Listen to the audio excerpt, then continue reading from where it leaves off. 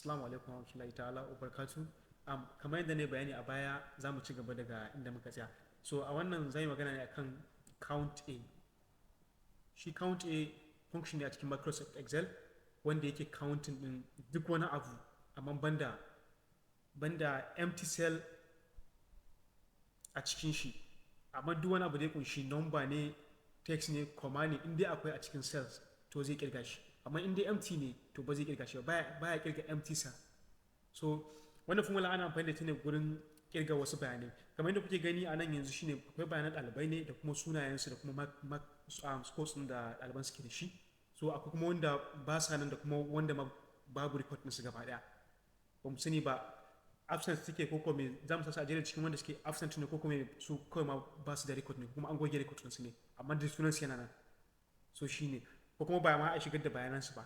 So abinda zamu shine zai amfani da wannan count all mai counting wannan function. Shi kuma wannan function zai counting both the text and the numbers amma ba zai counting empty cell ba. Saboda haka bara nan mu da take amfani. So daga nan zamu zo mu sa equal sign shine starting formula din mu sai na rubuta count A. So zan yi double click anan kamar yadda kuke gani.